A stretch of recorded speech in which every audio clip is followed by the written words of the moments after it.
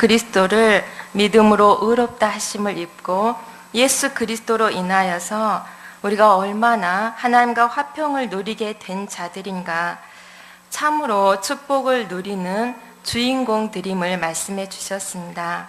지나온 한 주 동안 여러분 더욱 하나님과 가까이서 친밀함을 맛보며 화평한 관계를 누려오셨습니까?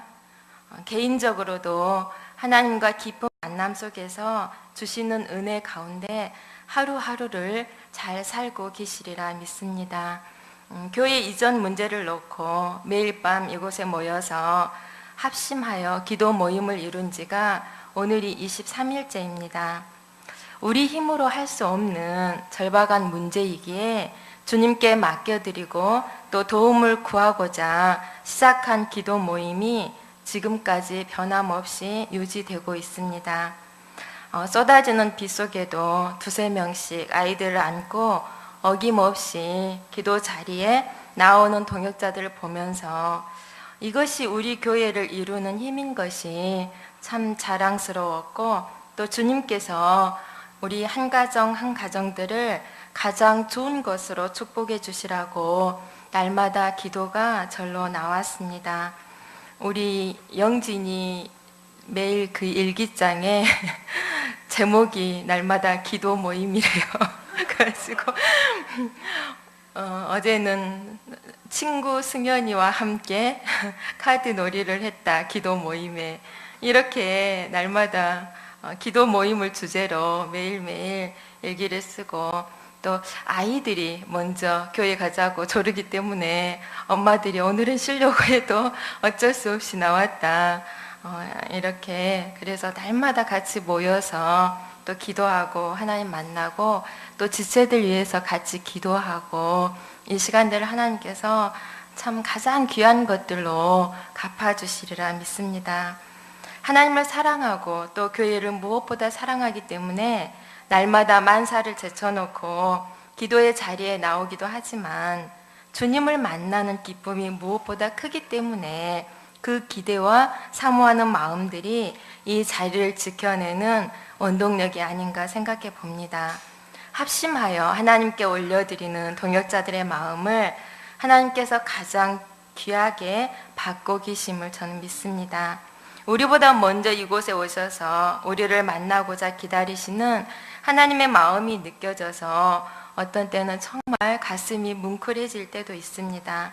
또 어떤 때는 도저히 기도할 힘도 없이 무기력할 때도 나의 형편과 상관없이 오히려 하나님께서 더 강력한 힘으로 임해 주시기 때문에 또 위로를 만나고 하나님의 그 사랑에, 실제적인 사랑이 이곳에 있기 때문에 여러분 이제 남은 시간들은 또 여러분이 오셔서 채우셔도 기대하는 마음으로 나오셔도 절대 실망하지 않으실 것 같아요. 개인이든 가정이든 교회든 기도해야만 살 수 있는 절박한 상황들이 있다는 것은 오히려 우리 영혼에 있어서 굉장히 축복이라 여겨집니다. 제가 결혼하기 전에 주사랑 의원 이전에 복음 의원이 있었거든요. 거기서 근무할 때 생각이 났습니다. 매일매일 기도 모임을 이루다 보니까 예전에 제가 학교 막 졸업하고 복음 의원에 근무하면서 그 교회를 섬겼던 때가 생각이 났어요. 하루 일과가 끝나면 날마다 달려가는 곳이 그 방림동에 있던 예전 우리 교회의 그 깜깜한 기도실이었습니다. 여기서는 아마 마태 목사님 외에는 그때 멤버들이 없는 것 같은데, 한 사람 겨우 들어가서 엎드릴 수 있는 암실과도 같이 교회 한켠에 있었던 기도 장소인데, 여름에는 무지 덥고 또 겨울에는 무지 춥고 또 어둡고 칙칙하고 깜깜했던 기도실. 그치만 그곳이 저와 또 당시 교회 동역자들이 모든 힘든 마음들을 하나님께 풀어놓고 새 힘을 공급받는 은신처였습니다. 지금은 그렇게 힘들게 기도하라면 못할 것 같아요. 지금은 예배 환경이 정말 많이 좋아졌잖아요. 그런데 그때는 여름에는 에어컨도 선풍기도 없는 곳에서 옷을 흠뻑 젖어가면서도 하나님을 만나야만 하루를 살아낼 수 있는 힘을 얻기 때문에 병원만 끝나면 쪼르르 달려갔던 일들이 생각납니다. 또 결혼해서는 그때 문흥동 집 근처에 교회가 있었죠. 그래서 아이들을 키워내며 또 역사를 섬겨야 하기 때문에 또 날마다 절박하게 하나님을 찾지 않을 수 없었습니다. 생활이 쪼들려도 또 삶에 어떤 문제가 생겨도 모든 일 앞에서 하나님을 찾고 하나님을 피난처로 삼아 하나님이 도우시고 책임져 주시는 은혜 안에서 여기까지 삶을 인도해 오심을 기억하게 하셨습니다.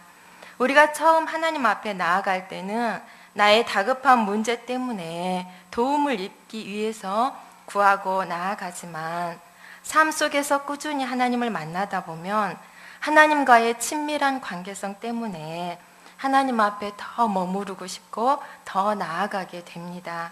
그분 앞에 있는 것 자체가 힘을 얻고 또 기쁨을 누리고 하나님의 무한한 생명을 함께 누리는 자리가 되기 때문입니다. 이러한 축복의 자리에 여러분 모두를 주님이 늘 초청하고 기다리고 계십니다. 이번 주일에는 우리가 이사해야 할 교회를 함께 의논하고 결정해야 할 중요한 시점에 이르렀습니다. 우리 교회의 주인 되신 하나님께서 이 모든 일의 주인 되셔서 인도해 주시기를 우리의 모든 것들을 내려놓고 함께 마음을 합해 기도하고 있습니다. 또 우리 모든 성도들의 마음이 연합되어서 이 일을 이루는데 하나 되기를 간절히 기도하고 있습니다. 여러분 모두가 아시다시피 부족한 부분들도 많고 또 어려운 상황들도 염려가 되기 때문에 함께 마음을 합해 기도하며 하나님의 도우심을 간절히 구해야 할 때인 것을 보게 됩니다. 날마다 힘들고 지치지만 하루 삶을 주님 앞에서 마감하며 또 합심하여 기도하여 나간다면 우리 식구들 모두가 하나님 앞에서 교회뿐만 아니라 우리 자신들에게도 하나님이 역사하시는 가장 소중한 시간들이 되어지리라 믿습니다. 환난은 인내를, 인내는 연단을, 연단은 소망을 이루는 줄 알미라. 지난 시간에 하나님께서 말씀을 통해서 우리 가운데 가르쳐 주셨습니다. 이곳에서 매일 주님께 시간을 드리며 기도하는 연단의 시간들이 우리 모두를 신실한 믿음의 사람들로 세워 가실 것을 믿습니다. 위치도 예배 공간도 우리는 지금까지 정말 부족함 없는 곳에서 교회를 섬겨왔음을 저희는 최근에서야 깨닫습니다. 추수감사절을 준비하면서 날마다 감사 제목을 찾다 보니까 이곳에서 힘든 시간도 있었지만 하나님을 예배하기에 우리에게 가장 은혜스러운 장소였다는 마음이 들어서 참 감사했습니다. 이곳에서의 마지막 시간들을 이제는 우리 모두가 하나님 만나는데 마음을 들이고 또 시간을 들여서 주력한다면 앞으로 우리를 인도하실 그 어느 곳이든 우리는 감사함으로 하나님이 기뻐하시는 교회를 이루어 갈 수 있을 것입니다. 예배 장소도 중요하지만 먼저는 하나님께 나아가는 저희의 마음 자세가 무엇보다 중요한 것을 발견합니다. 올 한 해 동안 우리는 가장 힘든 환경 속에서 서로가 힘이 되어주며 교회를 가장 먼저 위하게 되는 진정한 주인들로 세워주셨습니다. 우리 교회 식구들 한 사람 한 사람을 생각할 때 그것이 저는 무엇보다 감사했습니다. 이제 교회 이전을 앞두고 정말 마음을 합해서 하나가 되고 우리의 믿음을 주님께 드려야 할 때라 생각이 듭니다. 열심히 있고 또 형편이 되는 몇 사람이 아니라 우리 성도 한 사람 한 사람 모두의 마음과 믿음을 하나님은 원하십니다. 초대교회 성도들이 그 힘든 환경에서도 날마다 주 예수께 초점을 맞추고 교회에 모이기를 힘쓰니 믿음이 충만하고 성령이 충만하여져 믿는 자들의 수가 더해가고 하나님이 영광 받으시는 정말 아름다운 교회를 이루었음을 여러분 모두 기억하실 것입니다. 우리 교회가 이런 교회가 되기를 진심으로 원합니다. 우리 모든 식구들 마음 안에 성령께서 이 귀한 마음의 소원들로 역사해 주시고 또 우리의 영혼을 깨워주셔서 이 한 해 남은 시간들 얼마 남지 않았잖아요. 11월 남은 시간들과 또 귀한 이 12월 한 달 가장 복되고 소중한 주님과의 만남으로 채워가는 저와 여러분의 삶이 되시기를 축복하고 기도합니다. 오늘 말씀은 17절 말씀이 주제의 말씀입니다. 우리 17절 말씀 다시 한번 같이 읽어볼까요? 17절입니다. 시작. 한 사람의 범죄로 말미암아 사망이 그 한 사람을 통하여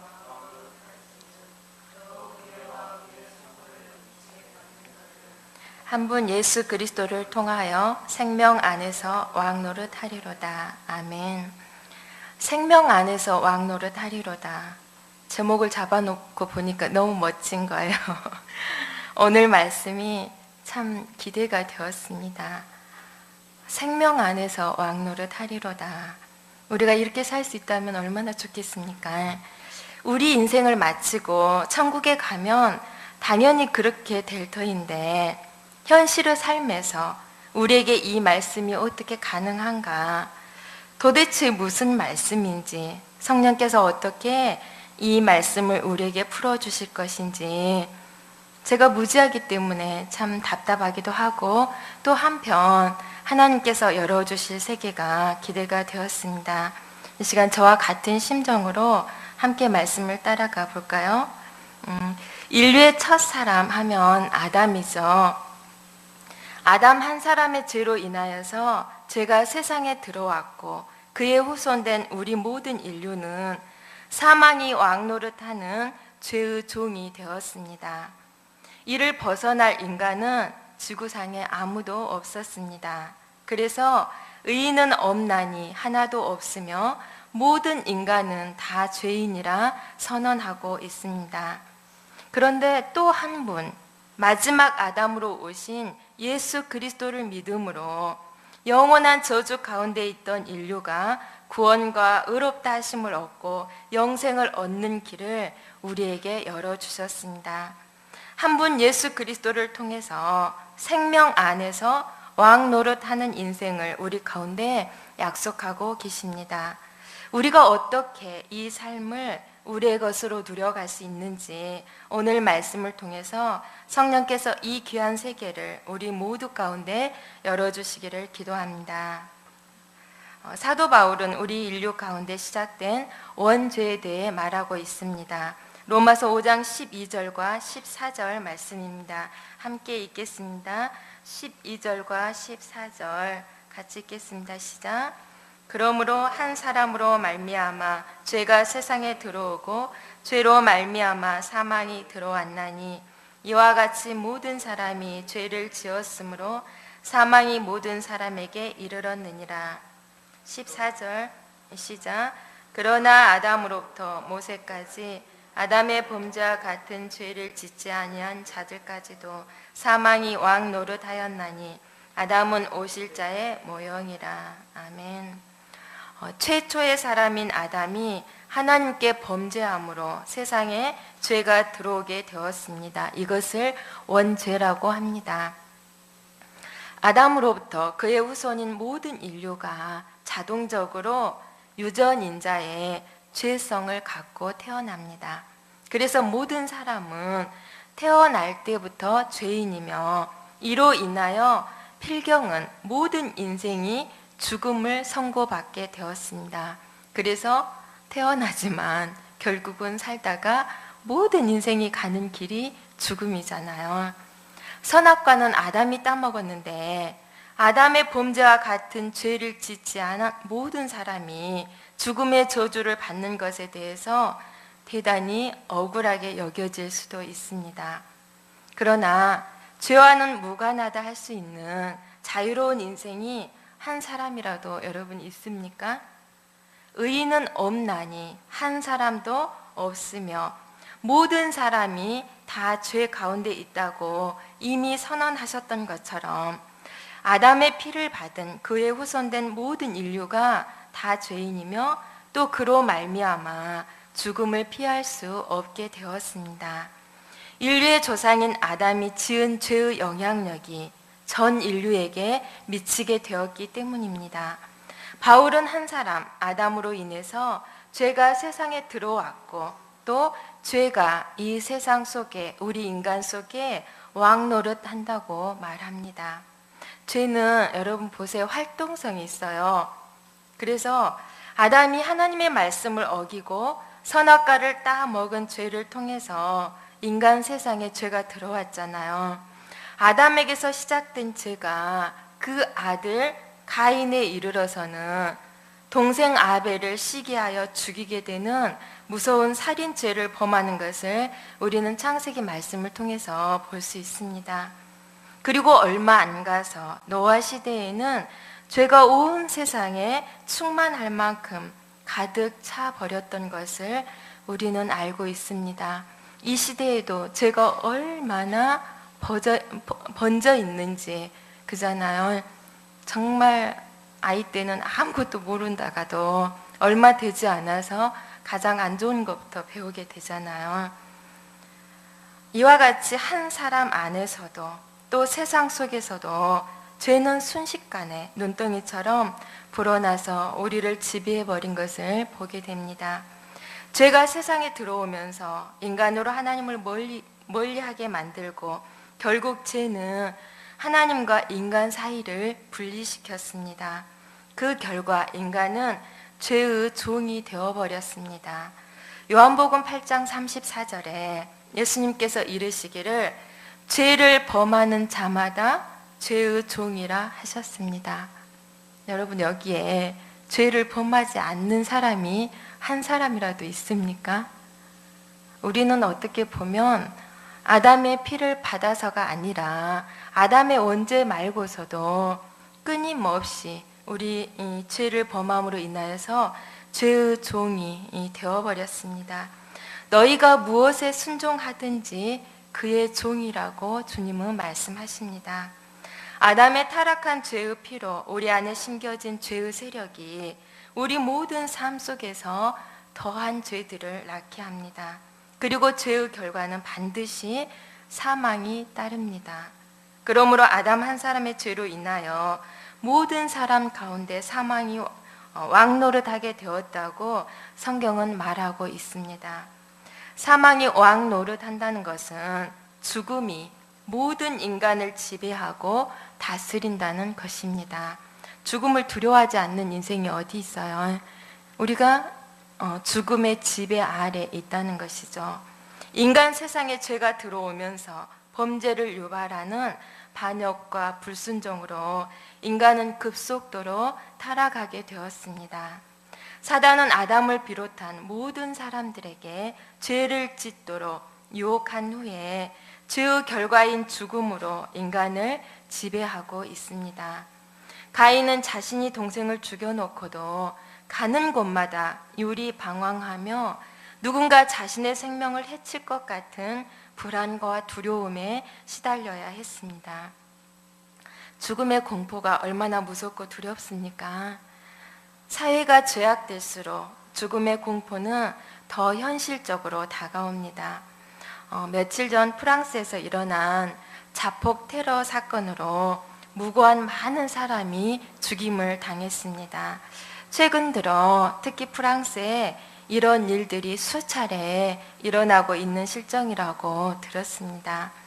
지구 반대편에 있는 우리도 이런 일을 소식으로 접할 때면 두렵고 공포에 떠는데 실제로 가족과 또 사랑하는 사람들을 불시에 잃고 수차례 예고치 않게 이런 일들을 겪을 때 그 땅의 사람들은 어떻게 제정신으로 살아갈 수 있을까 하는 마음이 들었습니다.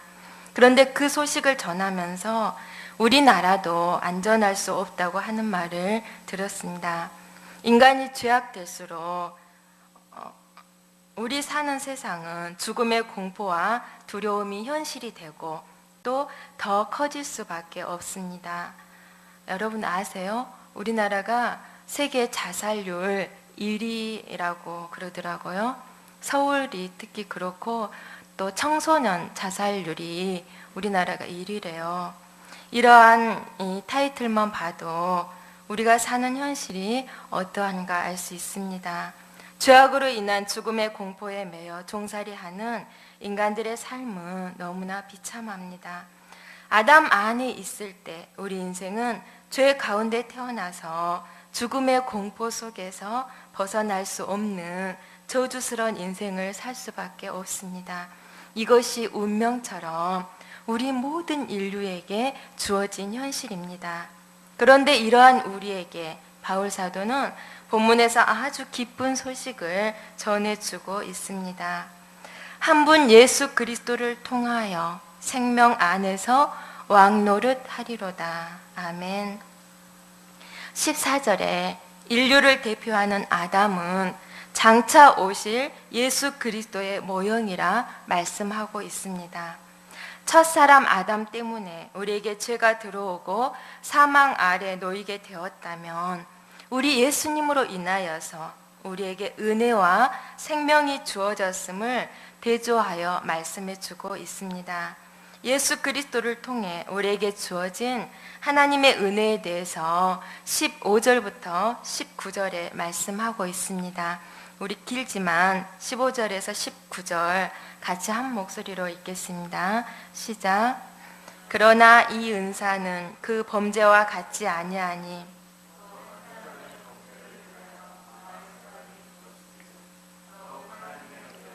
또한 한 사람 예수 그리스도의 은혜로 말미암은 선물은 많은 사람에게 넘쳤느니라.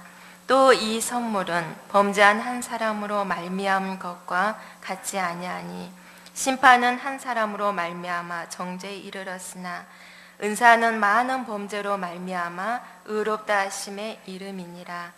한 사람의 범죄로 말미암아 사망이 그 한 사람을 통하여 왕노릇하였은즉 더욱 은혜와 의의 선물을 넘치게 받는 자들은 한 분 예수 그리스도를 통하여 생명 안에서 왕노릇하리로다.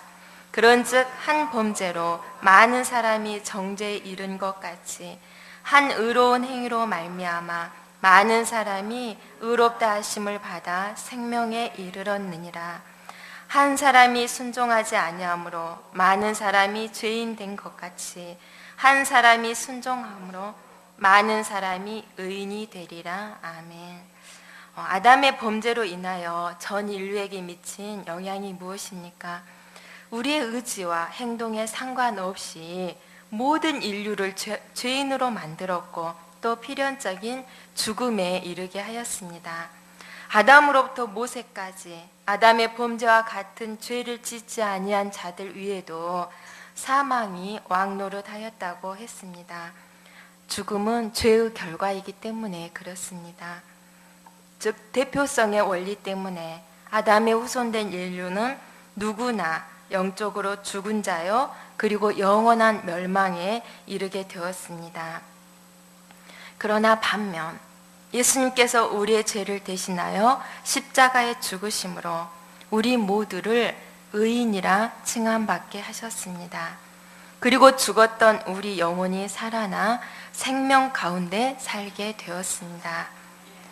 아담의 범죄로 인하여 전 인류에게 사망이 왔다면 생명은 예수 그리스도로 말미암아 그를 믿는 모든 사람에게 넘치게 되었습니다.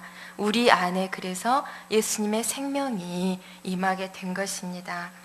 아담의 불순종으로 모든 인간은 정죄에 이르고 죄인이라 판정받았지만 한 사람 예수 그리스도의 순종으로 그를 믿는 많은 사람이 무죄 판결을 받아 의인이라 칭함받게 되었습니다.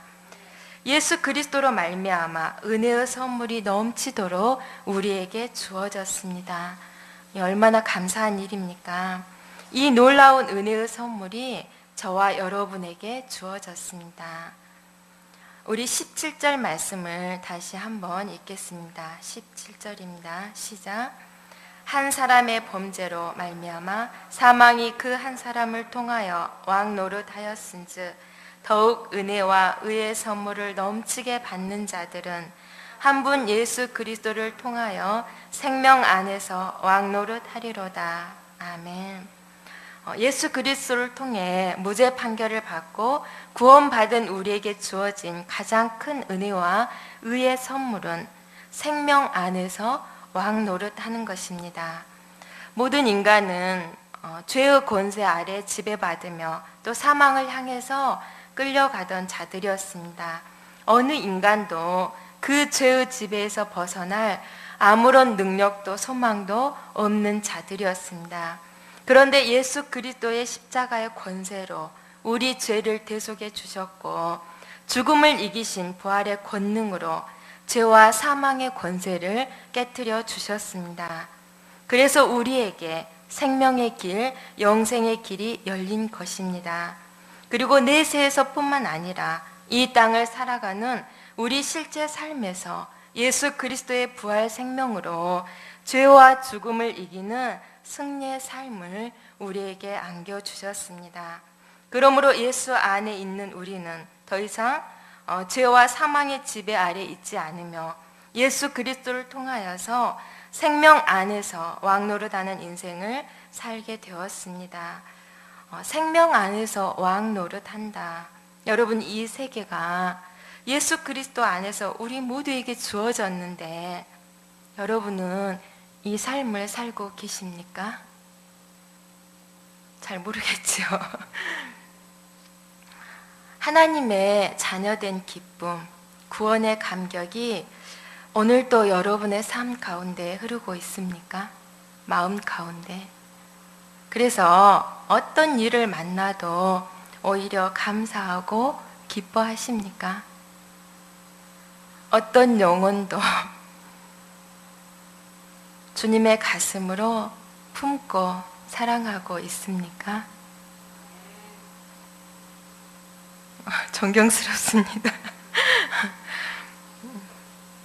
정말 충만할 때 또 하나님 안에서 우리가 이런 삶들을 살아가죠. 내가 주님으로 말미암아 누리는 영생의 기쁨이 내 삶의 모든 현실들을 아무것도 아닌 것으로 여기며 또 넉넉히 이기게 하시는지 우리 삶을 돌아볼 수 있기를 원합니다. 생명 안에서 왕 노릇하는 삶은 거창하게 누구를 지배하는 삶이 아닙니다. 죄와 사단과 사망에 매여 있던 우리 삶이 예수 안에 있는 생명의 능력으로 이기며 또 삶과 이 땅의 것들에 지배당하지 않고 진짜 생명의 왕이신 주님과 더불어서 승리하며 사는 삶입니다. 이 세계를 알면 먼저 죽음에 대한 불안과 일상의 모든 염려들이 물러갑니다. 사도 바울은 이 세계에 들어간 후에 우리에게 이렇게 고백합니다. 내가 비천에 처할 줄도 알고 풍부에 처할 줄도 알아. 이 모든 일, 곧 배부름과 배고픔과 풍부와 궁핍에도 처할 줄 아는 일체의 비결을 배웠노라. 내게 능력 주시는 자 안에서 내가 모든 것을 할 수 있느니라. 빌립보서 4장 12절과 13절인데 내게 능력 주시는 자 안에서 내가 모든 것을 할 수 있느니라. 참 많이 암송하고 또 여러분의 것으로 썼던 말씀들이죠. 이 땅에 살면서도 이 땅의 것들에 결코 매이지도 묶이지도 않는 삶을 바울은 살았습니다. 어떤 환경도 그를 가두지 못하고 오히려 삶의 모든 것을 초월하여 다스리고 살았던 바울의 삶은 생명 자체이신 주 예수 그리스도의 생명으로 하늘의 능력으로 사는 삶이었습니다. 그뿐이 아닙니다. 바울이 선교 역사를 감당하면서 수많은 고난을 당했잖아요. 그렇지만 끝까지 노년에까지 그는 포기하지 아니하고 그리스도 예수께 자신의 전 인생을 들여 달려갈 수 있었던 비결이 어디에 있습니까? 생명의 왕이신 그리스도 안에서 누리는 삶의 기쁨이 이 세상 그 무엇과 비할 수 없이 컸기 때문에 그는 복음 전하고 생명을 구하는 일에 자기의 모든 것을 쏟아 부을 수 있었던 것을 보게 됩니다. 오랫동안 선교 여행을 통해서 죽을 고비를 수없이 넘기고 또 굶주림과 병고에 시달리면서도 예수 그리스도 안에 있는 생명의 능력이 바울과 늘 함께하기 때문에 죽음도 어떤 고난도 두려워하지 않았습니다. 오히려 영원한 생명 안에 주님과 함께 거하고자 순교하기를 오히려 그는 갈망했습니다. 고린도전서 15장 55절과 57절에 그는 사망을 향하여서 오히려 담대히 외칩니다. 사망아 너의 승리가 어디 있느냐? 사망아 네가 쏘는 것이 어디 있느냐? 우리 주 예수 그리스도로 말미암아 우리에게 승리를 주시는 하나님께 감사하노니. 아멘이죠. 그는 복음을 전하다 수없이 죽음의 위기를 겪으면서도 다시 일어나서 복음을 전했습니다. 그의 고백처럼 죽음의 권세까지도 그를 막지 못했습니다.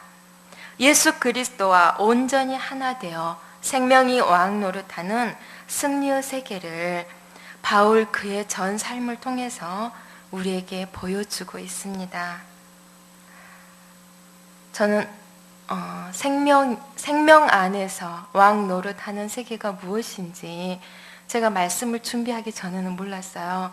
근데 끝내면서 바울의 삶을 통해서 그 삶은 주님이 가신 삶이고 또 바울이 예수님과 더불어서 누렸던 이 땅 가운데서 모든 것을 극복하고 이기며 정말 주님과 함께 하늘의 생명을 맛보고 살았던 삶인 것을 발견하게 되었습니다. 바울이 누구보다도 행복하게 이 생명의 세계를 누렸던 것처럼 한 분 예수 그리스도를 통해서 생명 안에서 왕노릇하는 최고의 인생을 주님은 우리의 몫으로 저와 여러분 가운데 이미 주셨습니다.